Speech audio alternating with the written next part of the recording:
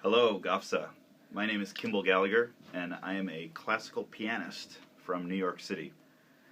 And the theme is Dream, Think, Execute. So I'm going to share a process that I had where I was trying to buy a piano.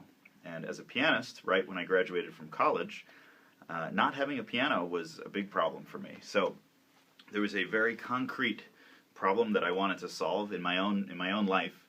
And this is really the dream portion of Dream, Think, Execute. I was dreaming of having my own piano. Very simple, very clear outcome in this case. However, I had no money and no idea how I was going to get this piano. So, the title of this talk is called Conversation is the Most Important Entrepreneurial Tool. So, I'm going to share with you this process where I figured out how to get a piano by using conversation. So it was very simple. The idea really is just to share the process that you are having. So my process is that at that time was quite simply, I'm a pianist, I just graduated and I don't have a piano. How can I get a piano? So that was the conversation. So with a lot of my friends and teachers and also people who had been mentors for me, I would come to them and say, you know, right now I really need to find a way to get a piano, but I'm not sure exactly how to do that. I don't have the funds. I need to have something that's high quality, but I don't really know past that how I could get the money or what kind of piano I should buy or anything like this. So I'm looking for help. What do you think? So I'm asking for advice. So I asked one of my mentors for advice, and he said, well, why don't you divide the cost of the piano by 88 and ask for donations on a key-by-key basis? Why 88? Well, there's 88 keys on the piano. So it's kind of interesting because you can divide the cost up by 88. And then it might be fun for people to buy the keys.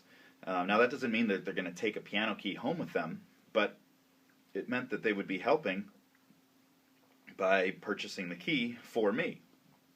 So this was an interesting idea. So I thought that could be fun.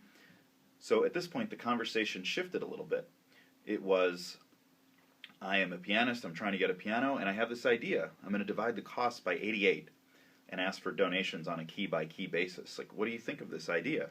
So that's the conversation I started having with people, asking for help again. So I started talking to other people, and then somebody said, oh, that sounds like a lot of fun. I would buy a key. I really want to buy one of your keys. How much does it cost? And then I realized I had no idea what it costs. And I didn't even know what kind of piano I wanted to buy. So somebody who had been a piano teacher of mine, I asked him, and he said, you know, you should talk to this guy, Michael. And Michael was the owner of a piano store in New York.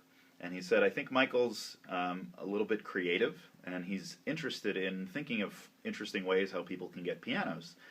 And so I went to meet Michael. And Michael helped me in several ways. First of all, he showed me a lot of different kinds of pianos I didn't even know existed. I only knew about the most famous kinds. So he showed me a piano called Estonia. Estonia is made in the country of Estonia. It's a very high quality piano, but the cost is actually much lower than a lot of other pianos that you would normally compare to it. So he also had the idea that I could have a fundraising concert at the store. Now keep in mind, I was just 21 or 22 years old at the time, so this idea of fundraising was completely new to me. I had never done anything like this before, and I had no experience in this area. So I was just relying on this process that I'm sharing with you, which is just talking to people.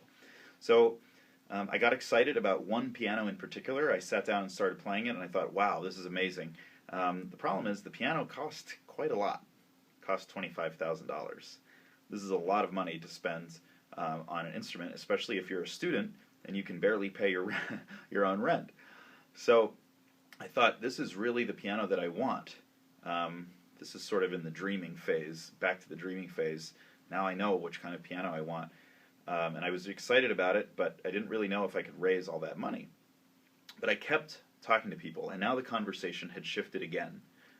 It was, I just graduated, I'm trying to get my own piano, I divided the cost by 88, I'm going to buy this very special Estonia piano, and I am having a fundraising concert on this date, which was like 8 months from then. So I have 8 months to figure out how to raise as much money as I can from this concert. So I started talking to people about this, and some people had some smaller ideas and little things like, oh, I think that's a fun idea, I'd really like to buy this piece, or like, hey, what's the first note of that piece you just played? I want to buy that key.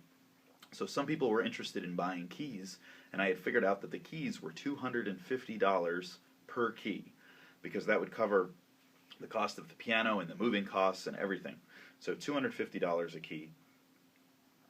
And then during that summer, I kept having this conversation many times, asking my friends, and some people didn't have any ideas. Some people were kind of like, "Oh, good luck. I don't know how you're going to do that. I don't really have any ideas for you." So not everyone was very enthusiastic, but I kept having this conversation and holding this idea in my mind.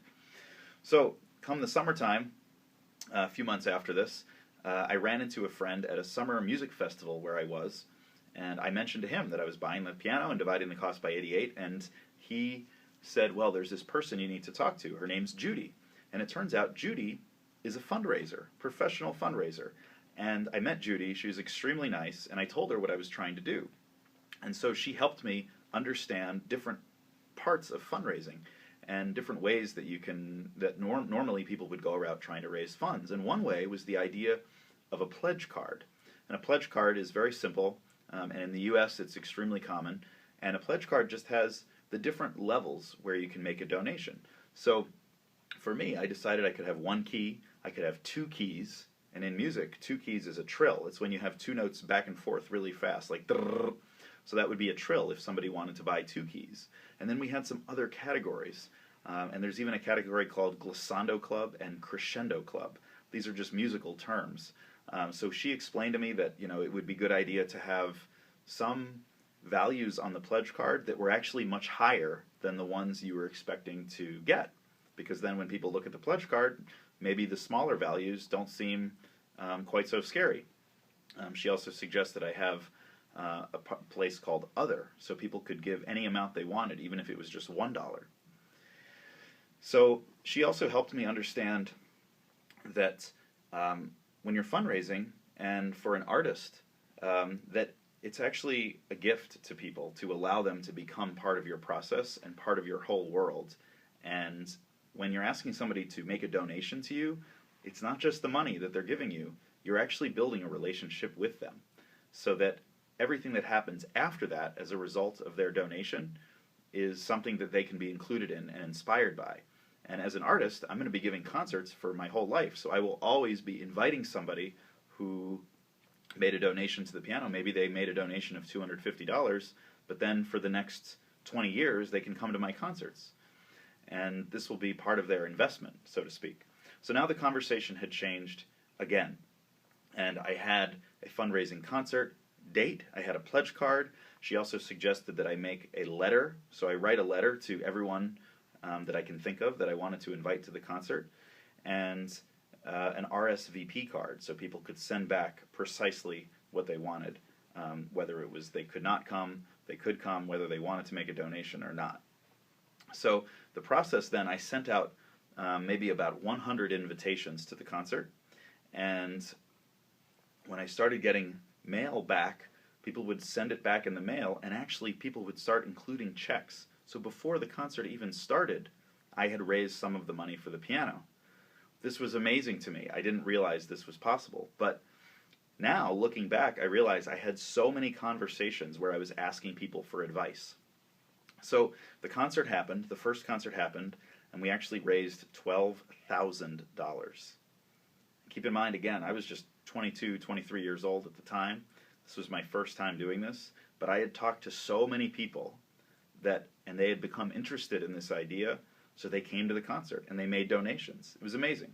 However, I still was only 50% of the way there. But let's look at how the conversation changed at that point. Instead of saying, I'm trying to raise the money for the piano, I started to say, I'm raising the money for my piano. I'm halfway there. I divided the cost by 88. I had much more confidence, so I was able to speak more directly to people. And I still would ask for advice on how I thought I could finish the process, because I still need to raise more money. But I myself felt different as a person as I was telling this story. And actually, on 2 occasions, I met somebody after a concert, and they asked me, hey, what are you up to? I said, well, I'm dividing the cost by 88, and I'm trying to buy a piano for myself, because I don't have a piano.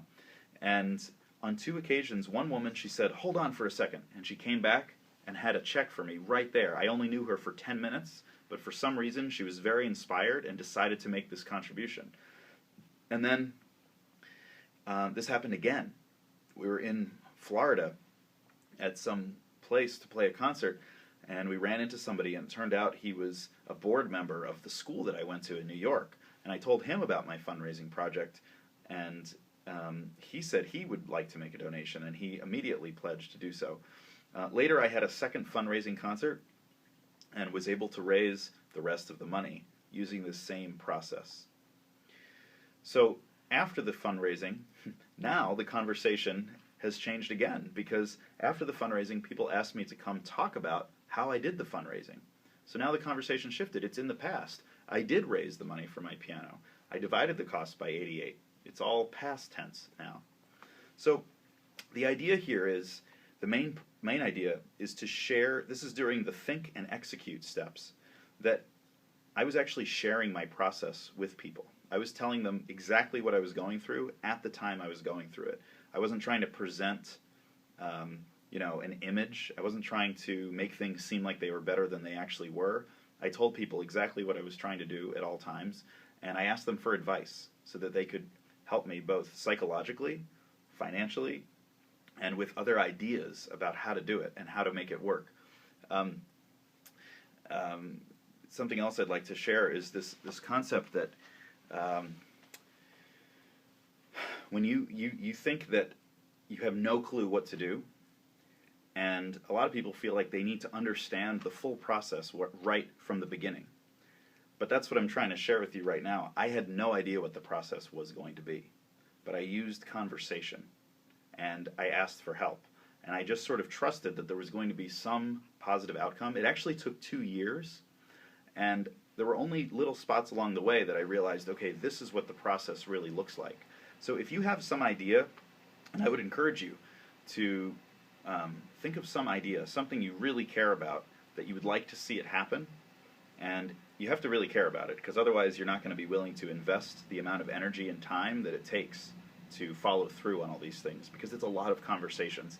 When I said conversation is the most important tool in entrepreneurship, I probably had the conversation about my piano 500 times. 500 times. That means that every person I talked to in my life was probably sick of hearing about it, but it ended up making a really, really good story. And it ended up, I got my piano. It turned out, by the way, that there were some unintended consequences from this whole process. First of all, the piano did not fit into the apartment where I was currently living, so I had to move to a different apartment. This, of course, when you move, it changes a lot of things in your life. And then second, the piano store where I bought the piano were so impressed with the results that they offered me a job as a salesperson at the piano store. And I took the job, and so I ended up learning all about the piano business and all different things about how people sell pianos, and this was like a totally new thing for me, so that was very interesting. And then the other thing was, there were 54 people who purchased this piano for me, and all of them were people that I'm able to keep in touch with and actually got to know much, much better as friends, and still to this day, many of them are still supportive of the artistic activities that I have. So again, it's really not just the money.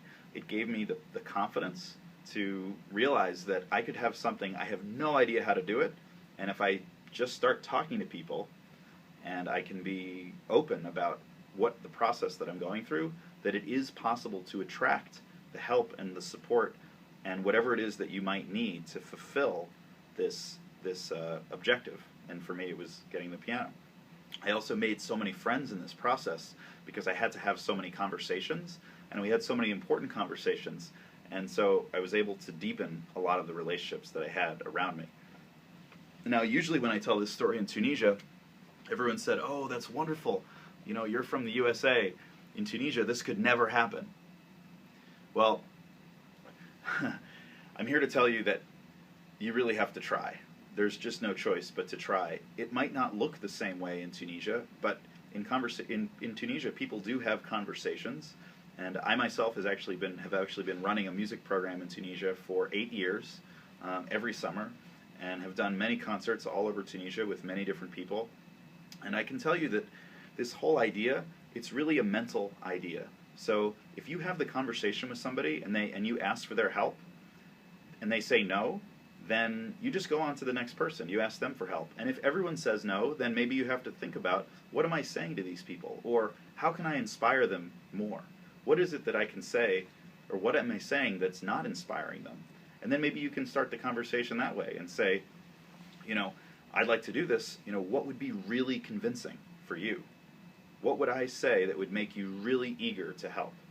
And sometimes I've asked that question of people, and they give me stories of other situations where they've been involved in projects and things like this. So I hope this gives you some food for thought, and think about, what is your dream? What is it that you want to see in your own life? What do you want to see in the world around you? And what conversations can you start with the people around you to build the support, the psychological, the physical, the financial, psychological, and emotional support to make it happen? Thank you very much.